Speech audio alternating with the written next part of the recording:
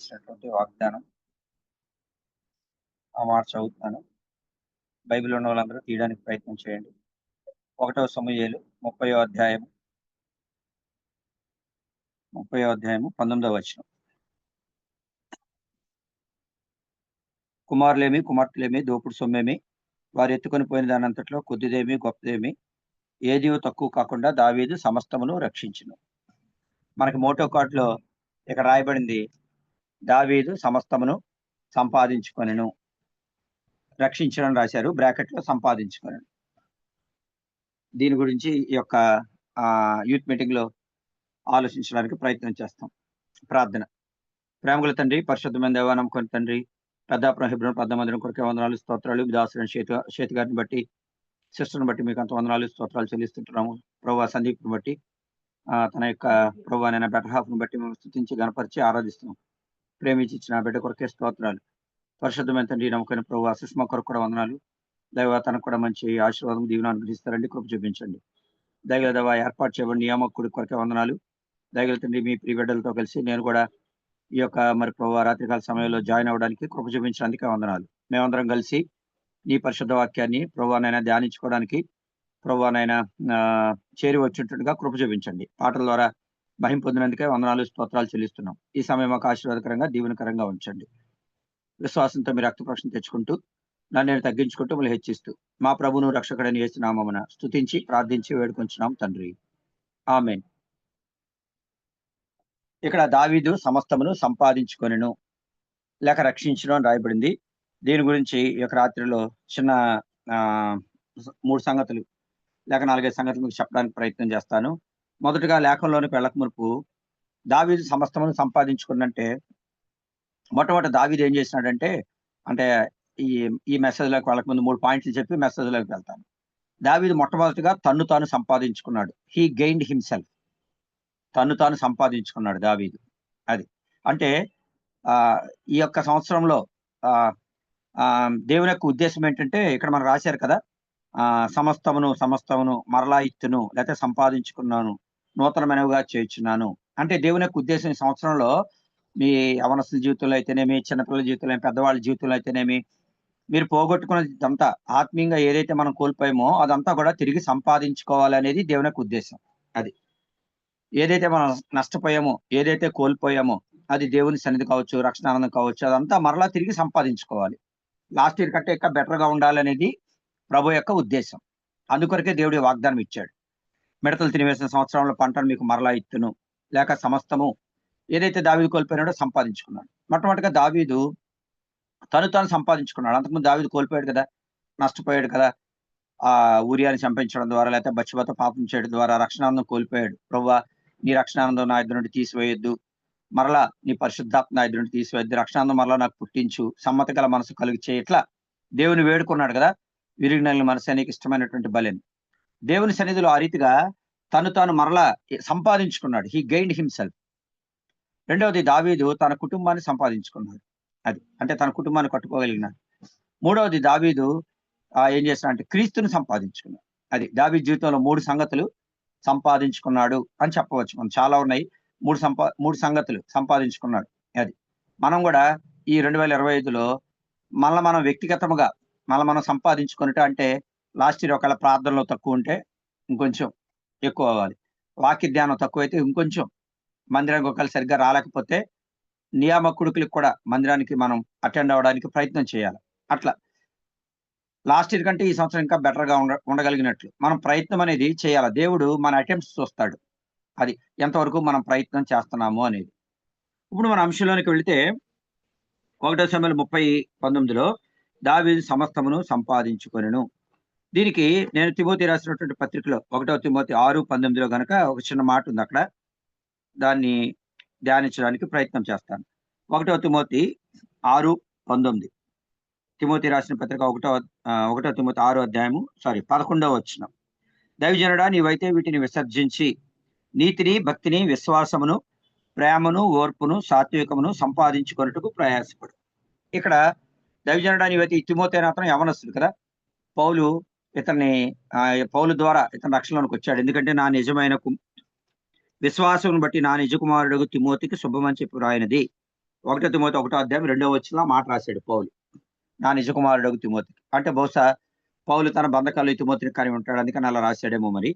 మెట్టుకు ఈ తిమోతికి పౌలు చెప్తా ఉన్నాడు, నీవైతే వీటిని విసర్జించి. సంపాదించుకోవాలంటే మనం మొట్టమొదట కొన్ని విసర్జించాలి. కొన్ని వదిలిపెట్టాలి. అది. అది ప్రాముఖ్యత. ఏదైనా మనం ఒకటి గెయిన్ చేయాలంటే ఉదాహరణకి మనం షాప్‌కెళ్తాము. ఒకటి మనకు కావాలి అనుకున్నప్పుడు మనం ఏం చేస్తాము? మన దగ్గర ఉన్నది ఒకటి ఇవ్వాలి. అంతే కదా! ఇప్పుడు నీకు పాల ప్యాకెట్ కావాలి. ₹30 వాడికిస్తే వాడు పాల ప్యాకెట్ ఇస్తాడు. ఎక్స్‌చేంజ్ అన్నమాట. కదా! నువ్వు వాడికి ₹30 ఇస్తున్నావు. అతను దానికి బదులుగా ఏం చేస్తున్నాడంటే నీకు పాల ప్యాకెట్ ఇస్తున్నాడు. అది.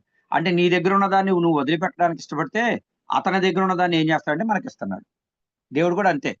నీ దగ్గర ఉన్న దాన్ని నువ్వు వదిలిపెడితే, దేవుడు నువ్వేం చేస్తాడంటే ఆత్మీయమైన సంగతులు మనం పొందుకోగలుగుతాం. అది. క్రీస్తు కొరకు మనం ఇక్కడ తిమోతి ఇక్కడ 6 అధ్యాయంలో ఇక్కడ పౌలు చెప్తా ఉన్నాడు తిమోతికి రాస్తూ. వీళ్ళిక్కడ ధనాశ గురించి చెప్తున్నాడు. లేకపోతే ధనము గురించి ఎక్కువగా చెప్తా ఉన్నాడు. ధనవంతులగుటకు అపేక్షించేవారు కదా! ధనాపేక్ష సమస్తమైన కీడులకు మూలం. కొందరు దాన్ని ఆశించి విశ్వాసము నుండి తొలగిపోయి నానా బాధలతో తమను తామే పొడుచుకున్నారు. దైవజనుడా నీవైతే వీటిని విసర్జించి అది. వీటిని వదిలిపెట్టేయాలి. మరి దేన్ని సంపాదించుకోవాలి? ఇక్కడ చాలా ఉన్నాయి. అందులో మొదటి పాయింటే మనం చూస్తాం. నీతిని సంపాదించుకున్నట్టుకు ప్రయాసపడాలి. అది. ఇదొకటే ఈ రాత్రికాల సమయంలో మనం ధ్యానించడానికి ప్రయత్నం చేస్తాం. మనము నీతిని దావీదు సమస్తమును సంపాదించుకున్నాడు కదా! మనం కూడా ఆహ్, చాలా సంపాదించుకోవాలి దేవుని యొక్క వాక్యములో. అయితే అందులో మొదటిది ఇక్కడ రాసినటువంటి మాట ఏంటంటే, నీతిని సంపాదించుకొనుటకు ఏం చేయాలంట? ప్రయాసపడాలి. ఈ లోకంలో ఏదైనా సంపాదించుకోవాలంటే అంత ఈజీగా ఏమి రాదు. సందీప్‌ని అడగండి. ఈజీగా ఊరికే తినేసి పడుకుంటే ఎంబీబీఎస్ ఏమైనా సీట్ వచ్చిందా? కాదు. చాలా కష్టపడి ఉంటాడు. ఎన్నో గంటలు ప్రయాసపడి ఉంటాడు. ఎన్నో పుస్తకాలు చదివుంటాడు కదా! ఆ! మరి ఊరికే తేలిగ్గా ఏది దొరకదు. తేలిగ్గా ఏం దొరుకుతాయంటే భూమి మీద ఉన్న రాళ్ళు, మట్టి అయన్నీ దొరుకుతాయి. బంగారం కావాలంటే భూమి మీద దొరకదు. తవ్వాలి లోపలికి కదా! ఎంతో కష్టపడాలి. విలువైనవి, శ్రేష్టమైనవి కావాలంటే అంత సులువు కాదు. అది. దావీదుకి ఆశీర్వాదం కావాలంటే ఊరికే ప్రభువా నన్ను ఆశీర్వదించు అంటే ఆశీర్వాదం రాలేదండి. రాత్రంతా దేవునితో ఏం చేశాడు? పోరాడాడు. అంటే రాత్రంతా పోరాడమని గాదు గానీ, దేవుడు ఆశీర్వదిస్తాడు తప్పకుండా. యథార్థమైన మనసుంటే ఖచ్చితంగా నమ్మకమైన వానికి దీవెనలు మెండుగా కలుగును. మనం నమ్మకంగా ఉన్నప్పుడు దేవుడు ఖచ్చితంగా దీవెనలు అనుగ్రహిస్తాడు. అందులో ఎటువంటి అనుమానం లేదు. అయితే నా అంశం ఏంటంటే ఇక్కడ మొట్టమొదట నీతిని సంపాదించుకుంటూ ప్రయాసపడాలి. బైబిల్ చెప్తా ఉంది రోమీయులకు రాసిన పత్రిక 3 అధ్యాయము 11 నీతిమంతుడు లేడు ఒక్కడునూ లేడు. అందరును త్రోవ తప్పి ఏకముగా పనికిమాలిన వారైరి. మేలు చేయువాడు ఒక్కడునూ లేడు. బైబిల్ ప్రకారం ఏంటంటే నీతిమంతుడు ఒక్కడునూ లేడు. అది.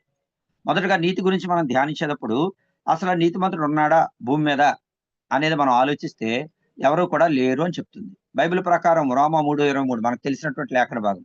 ఏ భేదము లేదు అందరును పాపము చేసి అది దేవుడు అనుగ్రహించి మహిమను పొందలేకపోవచ్చున్నారు. అందరం పాపులే. జనరల్‌గా మనుషులు 2 కేటగిరీలో ఉంటారు. ఒకటి స్వనీతి పరులు, రెండోది దుర్నీతి పరులు. స్వనీతి పరులంటే సొంత నీతిని అనుసరించేవారు. అంటే ధర్మ కార్యాలు, పుణ్య కార్యాలు చేసేవారు. అది. అంటే తమ సొంత నీతిని మేము పుణ్యాత్ములం, మేము చాలా మంచివారం, మాకు యేసుప్రభు అక్కర్లేదు అనుకునేవారు. యేసుప్రభు అన్నాడు గదా! నేను ఆరోగ్యము గల వారికే రోగము గల వారికే వైద్యుడు గాని, ఆరోగ్యం గల వారికి వైద్యుడు అక్కర్లేదు గదా! అన్నాడు. నేను పాపులనే పిలువొచ్చింది కానీ నీతిమంతులు పిలువ రాలేదు అన్నాడాయన. నీతిమంతులు పిలువ రాలేదు అంటే, అంటే నీతిమంతులందరూ పరలోక రాజ్యం ఉంటారు గాదు. నీతిని అనుసరించి నశించిన నీతిమంతులు కలరు అనుంది దేవుని వాక్యములో. వారు నీతిని అనుసరించారు, కానీ వారు నశించిపోయినారు. సంగతేంటంటే మనిషి యొక్క నీతి దేవుని యొక్క దృష్టిలో మురికి పేలికల వలె ఉన్నది.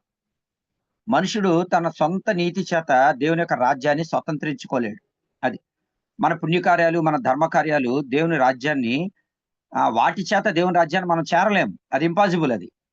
ఒకళ్ళందరూ అలా చేరగలిగితే ఇంక యేసుప్రభు అక్కర్లేదు. అది. దేవుని వాక్యం ద్వారా, దేవుని యొక్క ఆత్మ ద్వారా, దేవుని యొక్క రక్తము ద్వారా మాత్రమే పరలోక రాజ్యం. లేదంటే ఎవని పేరైతే జీవగ్రంథంలో రాయబడిందో అంటే దేవుని కృప ద్వారా మాత్రమే ఉచితముగా ఆయన రక్తము ద్వారా లేకపోతే విమోచనము ద్వారా మనం నీతిమంతులుగా చేయబడుతున్నాం, తీర్చబడుతున్నాం కదా! మెట్టుకు మొదటి సంగతి మనం జ్ఞాపకం చేసుకోవాల్సిన నీతిమంతుడు ఎవడూ లేడు. అది. అసలు నీతి అంటే ఏంటి? తెలుగులో నీతి అంటే కొంచెం ఆ వర్డ్ ఎలాగుంటదంటే కష్టంగా ఉంటది అర్థం చేసుకోవడానికి కదా! అది నీతి అంటే మనం గబుక్కుమని అదేంటంటే చెప్పలేం. ఇంగ్లీష్‌లో అయితే కరెక్ట్‌గా ఉంటది. నీతి ఇంగ్లీష్‌లో ఏమంటారంటే రైచియస్‌నెస్ అంటారు. ఆర్ఐజీహెచ్‌టి రైచియస్‌నెస్ అది. అంటే రైట్ ఎవరైతే సరి అయినది చేసేవారో వారు నీతిమంతులు. అంటే ఏదైతే ఖచ్చితమో, యథార్థమో, యథార్థమైన దాన్ని, ఖచ్చితమైన దాన్ని అనుసరించేవారు నీతిమంతులు అని చెప్పొచ్చు. అంటే నీతి అంటే సరైనది చేసేవారు. సరైనది ఏంటి? దేవుని వాక్యమే సరైనది. అది నీ వాక్య సారాంశము సత్యము. సరైనది లేకపోతే ఖచ్చితమైనది, క్రమమైనది, శుద్ధమైనది, పవిత్రమైనది ఇయన్నీ ఇంచుమించుగా అంటే యథార్థమైనది, త్రోవ తప్పించినటువంటిది, ఖచ్చితమైనది, పర్ఫెక్ట్ అనేది ఏదైనా ఉందంటే అది దేవుని వాక్యమే. ఎవరిలో అయితే దేవుని వాక్యం ఉంటుందో, ఎవరైతే దేవుని వాక్యాన్ని అనుసరించి నడుస్తారో వారే నీతిమంతులు. అది. మెట్టుకు నీతి అంటే మరి దేవుని వాక్యం ఏం చెప్తుంది? రోమీయులు రాసిన పత్రిక మీకు 3 వాక్యాలు చూపిస్తాను నీతి గురించి. మొదటిది రోమీయులు రాసిన పత్రిక 4 అధ్యాయము 3 వచనంలో ఒక మాట ఉంది. రోమీయులు రాసిన పత్రిక 4 అధ్యాయం 3 వచనం. లేఖనం ఏమి చెప్పుచున్నది? అబ్రహాము దేవుని నమ్మెను, అది అతనికి నీతిగా ఎంచబడింది. అది. అబ్రహాము దేవుని నమ్మాడంటే అది అతనికి నీతిగా ఎంచబడింది. అంటే నమ్మడమే నీతి. దేవుని నమ్మితే చాలు అంతే. అది మనకు నీతి. నీతి ఎలా ఆరోపించబడుతుందంటే నమ్మితే నీతి ఆరోపించబడుతుంది. నరకానికి మనం ఎందుకు పోతున్నాం అంటే ఒకటి మనం గుర్తుపెట్టుకోవాలి. అఫ్‌కోర్స్ పాపము చేయడం ద్వారా మనుషులు నరకానికి వెళ్ళిపోతున్నారు. పాపంలో వచ్చే జీతం మరణమే, అనుమానం లేదు. కానీ యేసు ప్రభువుని నమ్మకపోవుట ద్వారా నరకానికి పోతున్నారు. అది అన్నిటికంటే ప్రాముఖ్యమైనటువంటిది. నువ్వు పాపం చేస్తున్నావు. ఇప్పుడు మనుషులందరూ పాపులే, అనుమానం లేదు. మరి ఎందుకు కొంతమంది పరలోకం వెళ్తున్నారు, కొంతమంది నరకానికి వెళ్తున్నారు? ఏ భేదం లేదు. అందరూ పాపం చేస్తున్నారు గదా! మరి అందరూ నరకానికి పోవాలి గదా! మరి కొంతమంది ఎందుకు పరలోకం వెళ్తున్నారు? అంటే కొంతమంది నమ్ముతున్నారు యేసు ప్రభువుని. విశ్వసిస్తున్నారు. హృదయంలో విశ్వసిస్తున్నారు. ప్రభు ఆ పాపిని నన్ను రక్షించు అంటున్నారు. ఇద్దరు దొంగలే సిలువ మీద. ఒకడు నమ్మాడు, ఒకడు నమ్మలేదు. నీ రాజ్యంలో వచ్చినప్పుడు నన్ను జ్ఞాపకం చేసుకో. వాడు పశ్చాత్తాపపడ్డాడు. ఒకడు నమ్ముతున్నాడు, విశ్వాసం ఉంచుతున్నాడు. ఒకడు నమ్మడం లేదు. అది. రెండోవాడు అంటున్నాడు, నిన్ను నువ్వు రక్షించుకుని నన్ను కూడా రక్షించు అంటున్నాడు. ఎందుకు రక్షించాలి ఈడిని? ఇంకా దొంగతనాలు చేయడానికి. చూసారా ఎలాగుందో? మనుషుడు కొంతమంది తమ ప్రవర్తన మార్చుకోవడానికి ఇష్టపడడం లేదు. మనం ఏదైనా చెప్పబోతే మాకు తెలుసులే వేరే వాళ్ళకి చెప్పండి అంటున్నారు. అంటే వాళ్ళు నమ్మడం లేదు. They want to reject Jesus Christ. అది. They don't want to believe him. అది. ఆయనను నమ్మడానికి ఇష్టం లేదు వాళ్ళకి. అది. నమ్మకపోతే అంటే అవిశ్వాసము. అందుకని అవిశ్వాసం ఎక్కడికి వెళ్ళిపోతారు? నరకానికి వెళ్ళిపోతారు. ప్రకటన 21:8లో ఉంది గదా! అది. అవిశ్వాసులు. అది. మెట్టుకు సంగతి ఏంటంటే, ఒకటి నమ్ముటే నీతి. రెండవది ద్వితీయోపదేశకాండం 6 అధ్యాయము 25వ వచనంలో ఈ సమస్తమైన ఆజ్ఞలను మనం అనుసరించి నడుచుకున్నప్పుడు నీతి కలుగును అని రాయబడింది. సమస్తమైన ఆజ్ఞల్ని అనుసరించి నడుచుకున్నప్పుడు మనకేం కలుగుతుందంటే నీతి కలుగుతుంది. అది రెండవది. అంటే దేవుని యొక్క ఆజ్ఞలు, కట్టడలు, న్యాయవిధులు, ధర్మము. అంటే దేవుని వాక్యం ఏదైతే రాయబడిందో దాని ప్రకారం మనం నడుచుకున్నప్పుడు మనకేం కలుగుతుంది? నీతి కలుగుతుంది. ద్వితీయోపదేశకాండం 6:25లో ఆ మాట ఉంది. మూడవ మాట కీర్తనలు 85వ అధ్యాయం 13వ వచనంలో ఒక మాట ఉంది. కీర్తనలు 85వ అధ్యాయము 85వ కీర్తన 13వ వచనం. నీతి ఆయనకు ముందు నడుచును, ఆయన అడుగుజాడల్లో అది నడుచును. ఎవరి అడుగుజాడల్లో నీతి నడుస్తుందంట? ఆయన అడుగుజాడల్లో నీతి నడుస్తుందంట. అది. అంటే ఎవరైతే ఆయన అడుగుజాడలను వెంబడిస్తారో వారు నీతిమంతులు. లేక నీతి అని చెప్పొచ్చు. అంటే ప్రభు యొక్క అడుగుజాడలు, ప్రభు యొక్క మాదిరి, ఆయన అడుగుజాడలు భూమి మీద ఉన్నాయి. ఆయన అడుగుజాడలు ఎక్కడికి వెళ్ళినాయి? ప్రార్థన చేయడానికి కొండకు వెళ్ళినాయి. ఆయన అడుగుజాడలు ఎక్కడికి వెళ్ళినాయి? ఆయన నడుచుకుంటూ మందిరానికి వెళ్ళాడు. ఆయన నడుచుకుంటూ సువార్త చెప్పాడు కదా! ఆయన నడుచుకుంటూ సిలువను మోసుకుంటూ వెళ్ళాడు. అది. ఆయన అడుగుజాడలు మనం వెంబడించినప్పుడు మన సిలువ ఎత్తుకుని ఆయన మనం వెంబడించుట. మనం కూడా యేసుప్రభు అడుగుజాడల్లో నడుస్తూ ప్రార్థన చేయుట. యేసుప్రభు అడుగుజాడల్లో నడుస్తూ మందిరానికి వెళ్ళుట. ఆయన్ని ఆరాధించుట. అట్లా యేసుప్రభు అడుగుజాడలను వెంబడించినప్పుడు మనం ఎక్కడికెళ్తామంటే దేవుని రాజ్యానికి వెళ్తాం. పరలోక రాజ్యానికి తీసుకెళ్తాయి ఆయన అడుగుజాడలు. అది. ఆయన అడుగుజాడలు వెంబడించుట. క్రీస్తు కూడా మీ కొరకు మాదిరి ఉంచిపోయెను అంటాడు కదా పేతురు. ఆయన మాదిరిని నా గొర్రెలు నా స్వరం విన్ను, నేను వాటిని ఎరుగుదును, అవి నన్ను వెంబడించును. The sheep will follow their master కదా! యజమానిని వెంబడించేటువంటి గొర్రెలు. కాపరిని వెంబడించేటువంటి గొర్రెలు. కాపరిని మనం వెంబడించాలి. అది. ఆయన అడుగుజాడలను వెంబడించాలి. అది మూడవది. మెట్టుకు 3 సంగతులు నీతి అంటే నమ్ముట నీతి. రెండవది ఆయన ఆజ్ఞలను అనుసరించుట అంటే నీతి. మూడవది నీతి అంటే ఆయన అడుగుజాడల్లో నీతి నడుస్తుందంట. అంటే నీతి అంటే ఏంటంటే ఆయన అడుగుజాడల్లో నడుచుటయే నీతి. అది. ఇప్పుడు అసల నీతిమంతుడు అని బైబిల్‌లో ఏం రాయబడిందంటే 2 వచనాలు మనం చూస్తే 1 యోహాను 3వ అధ్యాయము 7వ వచనములో నీతిని జరిగించు ప్రతివాడును నీతిమంతుడు అని రాయబడింది. యేసు ప్రభువారు ఉచితంగా నీతిమంతులుగా తీర్చారండి. అంటే మమ్మల్ని స్కూల్‌లో జాయిన్ చేశారు. ఏదో చిన్న ఫార్మాలిటీగా టెస్ట్ పెడతారు. లేకపోతే ఆళ్ళు రికమెండేషన్ చేసి ఏదో బలవంతంగా ఏదో నేర్పించి ప్రిన్సిపల్ కాళ్ళు వెళ్ళబట్టుకొని మనల్ని చేర్పిస్తారు స్కూల్లో. అడ్మిషన్ ఇస్తారు. అడ్మిషన్ ఇచ్చిన తర్వాత మనం ఏం చేయాలంటే రోజు ఎళ్ళిపోయి చేతులు కట్టుకొని మనం మంచోళ్ళు ఏం చదవకుండా వచ్చేస్తే కుదరదు. మంచోళ్ళని చెప్పి రోజు good morning sir, good evening sir అని చెప్పేసి అలా చెప్పినంత మాత్రం చేత మనం పరీక్ష పాస్ అవ్వం కదండీ! పరీక్ష పాస్ అవ్వం. పరీక్ష పాస్ అవ్వాలంటే ఏం చేయాలా? టీచర్ చెప్పింది శ్రద్ధగా విని ఇంటికొచ్చి దాన్ని ఏం చేయాలా? ప్రాక్టీస్ చేయాలి. ఇది కూడా అంతే వాక్యం కూడా. Same to same. ఊరికే బైబిల్ చదివేసి మందిరానికి వెళ్ళినంత మాత్రం చేత మనం దేవుని రాజ్యానికి వెళ్ళలేం. ఈ బైబిల్‌లో రాయబడింది ఎవరైతే మరియవలే హృదయంలో తలపోసుకుంటూ, భద్రం చేసుకుంటూ దాని ప్రకారం నడుచుకోవడానికి ప్రయత్నం చేస్తారో, దాన్ని ధ్యానిస్తా ఉంటారో వాళ్ళే దేవుని రాజ్యంలో ఉంటారు. అది. వాక్యానుసారంగా నడుచుకునేవారే పరలోక రాజ్యంలో ఉంటారు. అది. అందుకని యవనస్తుల గురించి రాయబడింది కదా! 119వ కీర్తనలో మనకు తెలుసు. ఆ! నీ వాక్యమును బట్టి యవనస్తులు దేని చేత తమ నడతను శుద్ధిపరచుకుందురు. నీ వాక్యమును బట్టి దాన్ని జాగ్రత్తగా చూచుకొనుట చేతనే కదా! నీ ఎదుట నేను పాపం చేయకున్నట్లు నా హృదయములో నీ వాక్యం ఉంచుకొని ఉన్నాను. హృదయంలో మన వాక్యాన్ని దై వర్డ్ ఐ కెప్ట్ దై వర్డ్ ఇన్ మై హార్ట్. దేవుని యొక్క వాక్యాన్ని మన హృదయంలో ఉంచుకోవాలి. అప్పుడు మనం పాపం చేయకుండా ఉంటాం. అది. సంగతేంటంటే నీతిమంతుడు అంటే నీతిని జరిగించేవాడు. దేవుడు ఉచితంగా నీతిమంతులుగా మనల్ని తీర్చాడాయన. తన రక్తం ద్వారా, తన కృపను బట్టి, విమోచనము ద్వారా. దేవుడు ఏం చేశాడంటే మనల్ని విమోచించాడు తన రక్తము ద్వారా. దేవుని యొక్క ప్రేమను బట్టి, ఆయన కృపను బట్టి. దేవుడు మనల్ని నీతిమంతులుగా తీర్చాడు. నీతిమంతులుగా తీర్చిన తర్వాత మనం ఏం చేయాలంటే నీతిని జరిగించాల. నీతిని జరిగించేవాడే నీతిమంతుడు. అది. ఎవరు జరిగించారో నేను చెప్తాను ఎగ్జాంపుల్ 3 ఎగ్జాంపుల్స్. రెండవది రోమీయులు రాసిన పత్రిక 1వ అధ్యాయం 17వ వచనంలో నీతిమంతుడు విశ్వాస మూలముగా జీవించు. ఒకటి నీతిని జరిగించేవాడు నీతిమంతుడు. రెండవది నీతిమంతుడు అంటే నీతిమంతుడు ఏం చేస్తాడంటే విశ్వాస మూలముగా చేస్తాడు. The just shall live by faith.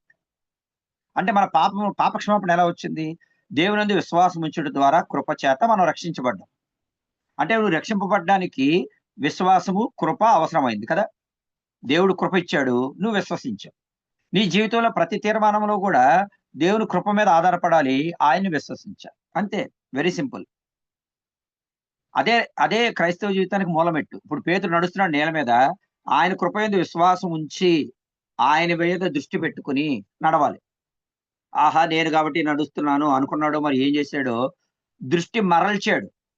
ప్రభువుని చూడడానికి బదులు దేన్ని చూచాడు? గాలిని చూచి. అసలు గాలి వైపు ఎందుకెళ్ళింది నీ దృష్టి? దేవుని వైపు కదా చూడాలి.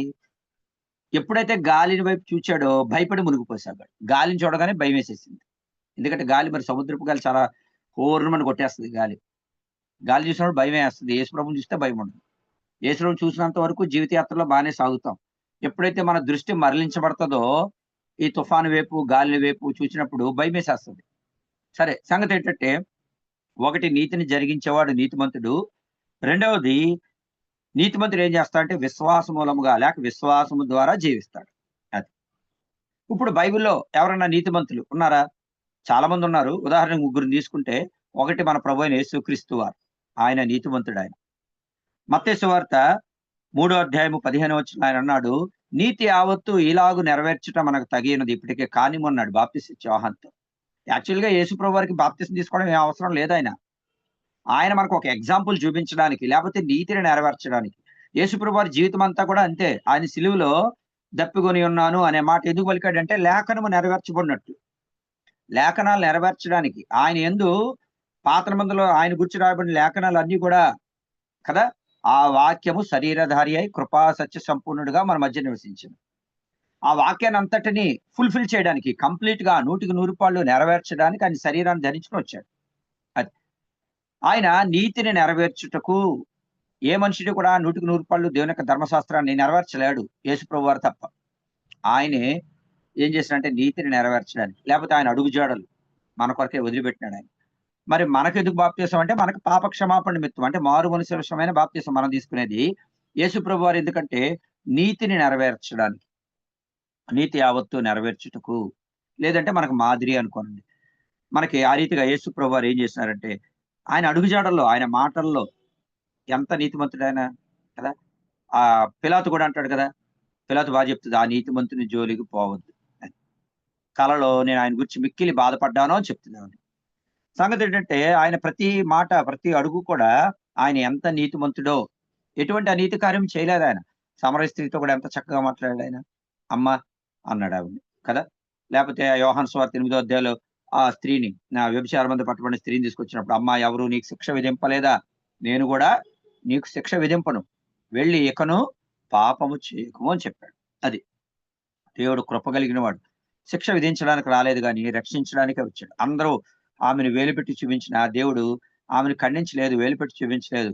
క్షమించాడు, ప్రేమించాడు. ఆమెనేం చెప్పాడంటే ప్రేమతో కూడినటువంటి ఆజ్ఞనిచ్చాడు. ఆమెను రక్షించాడు, ప్రేమించాడు, క్షమించాడు. క్షమిస్తూ ఆయన ఏమన్నాడంటే, అమ్మా ఇంక వెళ్లి ఇంకేం చేయొద్దు నువ్వు, పాపము చేయొద్దు. అది చూసారా ఎంత మంచి దేవుడు. దేవుడు చాలా చాలా మంచివాడు. బుద్ధొచ్చిందా ఎప్పటికైనా? బుద్ధి తెచ్చుకో. పోన్లే అని నిన్ను ఇలాగ నేను చూసి చూడట్టు పోతున్నాను. రెండోసారి చేస్తే ఏం చేస్తాను నేను? ఊరుకోను ఇంకా. మనమైతే అలా చెప్తాం. దేవుడు అలా కాదు. ఎంతో కృపగలవాడు. తప్పిపోయిన కుమారుని కూడా అన్నాడా? ఆ తండ్రి ప్లేస్‌లో మనం ఉన్నాం అనుకుని మనం ఏమంటాం? ఒరేయ్! ఇదే లాస్ట్ అండ్ ఫైనల్. ఒకసారి చెప్తున్నాను ఇంక రెండోసారి చెప్పనంటాం మనం. అసలు దేవుని యొక్క మనసు వేరు. మన మనసు అంటే మన డీలింగ్ వేరు. దేవుని డీలింగ్ వేరు. దేవుడంటే ఆయన దీర్ఘశాంతుడు, కృపా సత్య సంపూర్ణుడు, కనికరం కలిగినటువంటి వాడు. కోపించి వాత్సల్యం చూపించేటువంటి వాడు ఆయన. కదా! ఆయన ప్రేమ ధ్యానిస్తే ఎట్లుంటదంటే చాలా చాలా బావుంటది. మెట్టుకు సంగతి ఏంటంటే దేవుడు ఆయన నీతిమంతుడు. రెండవది నోహు గురించి. ఆదికాండం 7వ అధ్యాయం మొదటి వచనంలో ఈ తరం దేవుడైన యెహోవా ఈ తరం వారిలో నీవే నా ఎదుట నీతిమంతుడివై ఉన్నట్టు చూచితిని. అది. రెండోది 6వ అధ్యాయం 9వ వచనంలో కూడా నోహు నీతిపరుడును నిందారహితుడైండు. నీతిపరుడుగా ఉన్నాడు. అసలు ఎలా జీవించాడంటే నీతిపరుడుగా నాకు అర్థం కాదు నోహు. ఆ తరం వారిలో అసలు నీతిమంతుడు ఎవడూ లేడు. దేవుడు భూలోకాన్ని చూసినప్పుడు సమస్త శరీరులు మొత్తం అందరూ కూడా మార్గాన్ని ఏం చేశారు? చెరిపివేసుకున్నారు. మరి అందరూ మార్గాన్ని చెరిపేసుకుంటే ఇతను ఒక్కడే మాత్రం ఎలా నీతిమంతుడిగా జీవించాడంటారు? ఇతనికి సపోర్ట్ ఎవరు లేరు. ఇప్పుడు మీకు హెబ్రోను ప్రార్థనా మందిరం ఉందనుకోండి. శ్వేతంకు ఉన్నారు, లేకపోతే సందీప్ ఉన్నాడు. ఇదిగో ఆన్‌లైన్ మీటింగ్‌లు పెడుతున్నాడు. లేకపోతే ఏదో సహవాసం ఉంది. ఆదివారం మీటింగ్‌లు ఉంటాయి. రకరకాల మీటింగ్‌లు పెడుతున్నాడు కదా! పాటల ద్వారా, వాక్యం ద్వారా మిమ్మల్ని పోషించడానికి రకరకాల మాధ్యమాలున్నాయి. మరి అప్పుడు కాలంలో ఏమున్నాయి? ఎవరు లేరు. ఈ నోహు మరి ఎంతోమంది ఆ పని చేసే వాళ్ళకి సువార్త చెప్పుంటాడు కదా! చాలా కాలం.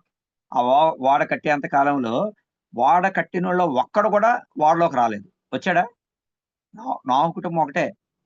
అంటే కనీసం పనోళ్ళు గూడా ఏం లేదు. అంటే నోవ చేతి కింద పని చేసినోళ్ళే కదా! ఆళ్ళందరూ. ఈ కార్పెంటర్స్ అవనివ్వండి, ఇంకోటి వీళ్ళందరూ. అంటే పనివారు కూడా దేవుడిని నమ్మారా? నమ్మలేదు. చూసారా? పోనీ ఈడికంటే పెద్దోళ్ళు ఎవరైనా ఆఫీసర్స్ పోనీ ఆళ్ళ మాట లేదంటే అర్థం ఉంది. కనీసం మన కింద పనిచేసేవాళ్ళు కూడా ఏమవ్వలేదు? దేవుడిని నమ్మలేదు. చూసారా? అది ఎంత కష్టం. అంటే ఎంత నిరుత్సాహం అంటారు. ఎంత సేవ చేసినా ఫలితం లేదు. జీరో ఫలితం. Result zero. సేవ చేస్తున్నాడు గానీ రిజల్ట్ జీరో. చూసారా? నాకు గురేంటంటే దేవుడు చెప్పాడు నేను చేస్తున్నాను అంతే. ఇంకా రిజల్ట్‌తో సంబంధం లేదక్కడ. అలాగని దేవుడు చెప్పేసాడు నేను చేస్తున్నాను రిజల్ట్ అదంటే అలా కుదరదు. మనం ఈ దినాల్లో ఏంటంటే కష్టపడాలి. మీరు ఫలించి అభివృద్ధి పొంది విస్తరించడం దేవుని వాక్యం ఉంది. దేవుడు ఖచ్చితంగా ఆశీర్వదిస్తాడు, దీవిస్తాడు. అంటే అక్కడ నోవహు పరిస్థితి అలాగుంది. అంటే అటువంటి కఠిన పరిస్థితుల్లో కూడా నోవహు ఏం చేశాడంటే అందుకనే దేవుడు సాక్ష్యం ఇచ్చాడు. నోవహు నీతిపరుడు, నిందారహితుడు అది. కాబట్టి నువ్వు ఓడలో ప్రవేశించు. అంటే నోవహు మనకొక ఎగ్జాంపులరీ లైఫ్. అంటే అటువంటి కఠినమైన పరిస్థితిలో గుండా మనం వెళ్ళినప్పటికిని నిరుత్సాహపడవద్దు, ముందుకు సాగిపో అని చెప్పడానికి దేవుడు ఒక ఎగ్జాంపులరీగా యుగాంతమందు మనకు బుద్ధి కలగడానికి ఇటువంటి వ్యక్తుల్ని బైబిల్ గ్రంథంలో ఏం చేశాడంటే దేవుడు పెట్టాడు. రాయించి పెట్టాడు మన కోసం. అది. ఎందుకంటే కొంతమంది మనకి నిరుత్సాహం వచ్చినప్పుడు ఇలాంటి వ్యక్తులు మనం చదువుకుంటున్నప్పుడు ఏంటంటే మనకు ధైర్యం వస్తది. ఓహో! మనం కూడా ఏం చేయాలంటే దేవుడు ఆజ్ఞాపించినవి మనం చేసుకుంటా వెళ్ళాలి అనేది. అనే దానికోసం రాయించి పెట్టాడు దేవుడు. అంటే దేవుడు ఆజ్ఞాపించినవి మనం చేస్తున్నామా లేదా? అంతే నోవహు యొక్క మెయిన్ థింగ్. దేవుడు ఆజ్ఞాపించినాడు, నోవహు చేస్తున్నాడు. దేవుడు చెప్తున్నాడు, నోవహు చేస్తున్నాడు. అంతే. ఒక్క క్వెషన్ కూడా అడగలేదు. మీరు మోషేకి, నోవహుకి కంపేర్ చేయండి. పక్కన పెట్టండి. మోషేని పిలిచాడు దేవుడు. మోషేని పిలిచి ఏమన్నాడు? "ఎళ్ళు ఫరో దగ్గరికెళ్ళు. ఇశ్రాయేలుని నువ్వు తోడుకొని రావాలంటే" మోషే ఏమన్నాడు? "నేనెంతటివాడిని, నేనెంతోడిని, నా వల్ల కాదు. అసలు నేను ఎళ్ళలేను బాబోయ్! ఎవరినో ఒకడిని పంపించు." డిస్కషన్ అయింది. అదేంది, ఇదేంది. లాస్ట్ మోషే ఏమన్నాడు? "అసలు ఎళ్ళమంటున్నావు. అసలు నీ పేరేంటి? మీకు ఏ దేవుడు పంపించారని అడిగితే నీ పేరేంటి అని అడిగాడు. సరే ఏదైనా అద్భుతం చేయాలి కదా! పోనంటే నీ చేతిలో ఉన్నదేంటి? ఆ కర్ర పడి పాము అవుతది. దేవుడు ఎన్ని అడిగాడు చూసారా? యాకోబుకి దర్శనం ఇచ్చాడు. ఆ! నువ్వేం చేయాలా? అయ్య బాబోయ్! ఇది దేవుని మందిరం ఇది. అదే అన్నాడు పరలోకం అన్నాడు. దేవుని దూతలు ఎక్కువ. ఇది దేవుని మందిరమే కాదు. ఇది ఎంతో భయంకరం అన్నాడు. ఆ! అని లాస్ట్‌లో యాకోబు ఏమని పని చేస్తున్నాడు? ఆదికాండం 28లో ఏమని ప్రార్థన చేస్తున్నాడు? నాకు కట్టుకోవడానికి బట్టలు, తినడానికి తిండి ఇస్తే యెహోవా నాకు దీవెన. చూసారా? అంటే ఇతని ఆత్మీయ దర్శనానికి ఇతని నోట్లోంచి వచ్చే మాటకి రెండిటికి ఏమి పొంతన సెట్ అవ్వట్లేదు. ఇతను ఈ సంగతి అంతా ఏమో భూమి సంబంధమైనవి అడిగేయండి, భూ సంబంధమైనవి. దర్శనం ఏమో పర సంబంధమైన దర్శనం వచ్చింది. దానికి తగ్గట్టుగా జీవితం ఉండాలి కానీ అలా లేదు. పరిస్థితి వేరు, దర్శనం వేరు. నోవాహుది వేరు. ఇక్కడ అంటే కంపేర్ చేస్తుంటే మోషే మరి క్వెషన్‌లు. ఇస్సాకు కూడా ఒక్క క్వెషనే అడిగాడు. నాయన గొర్రె పిల్ల ఏదని అదొక్క ప్రశ్నే అడిగాడు. ఇంక మిగతా ఏం ప్రశ్నలు అడగలేదు. మరి నోవహు అడగాలి గదా! అసలు ఇప్పటిదాకా వర్షం లేదు కదా ప్రభువా! నువ్వేమో ఇంత పెద్ద వార్ చేయమంటున్నావు. మరి అసలు ఏంటంటావు? ఎలా కురిపిస్తావేంటి మామూలుగా అని కనీసం కల్లోన్నా చూపించి, లేకపోతే ఒక దర్శనంలో చూపించి నాకు. అసలు అనుమానం, ఒక అనుమానం, ఒక చిన్నదైనా ఒక్క క్వెషన్ అన్నా రావాలి గదా! ఏమి ఒక్క క్వెషన్ కూడా రాలేదు. దేవుడిని అసలు అనుమానించినట్టు. ఏమీ లేదు. సంపూర్ణముగా నమ్మాడు. బిలీఫ్, విశ్వాసం అనే దానికి నేను అనుకుంటాను బెస్ట్ ఎగ్జాంపుల్ అనుకుంటా. ఒక్క క్వెషన్ కూడా ఏమడిగినట్టు దేవుడు చెప్పింది చెప్పినట్టు. ఎందుకంటే ఆ దినాల్లో అసలు వర్షం లేదు అప్పుడు దాకా. భూమిలో నుండి ఆవిరి లేచి మళ్ళీ భూమిని తడుపుతుందంట. అది. అప్పటిదాకా అసలు వర్షమే పడలేదు. ఫస్ట్ టైమ్ అనమాట. వర్షం పడనటువంటి రోజుల్లో దేవుడన్నాడు, నేను జలప్రళయం చేత భూమిని నాశనం చేస్తా అంటే ఎవరు నమ్ముతారు చెప్పండి? ఇప్పుడు కూడా మనం చెప్తున్నాం. ఈ ఆకాశాన్ని భూమిని పంచభూతాలు మహావెనతలు ఏమైపోతాయంటే మళ్ళీ ఎరేదోలు చూసినట్టు చూస్తున్నారు జనాలందరూ. మధ్యాకాశంలోకి దేవుడొస్తాడు అంటుంటే ఆళ్ళు నమ్ముతున్నారా చెప్పండి ఎవరైనా? ఒక్కడు నమ్మడం లేదు.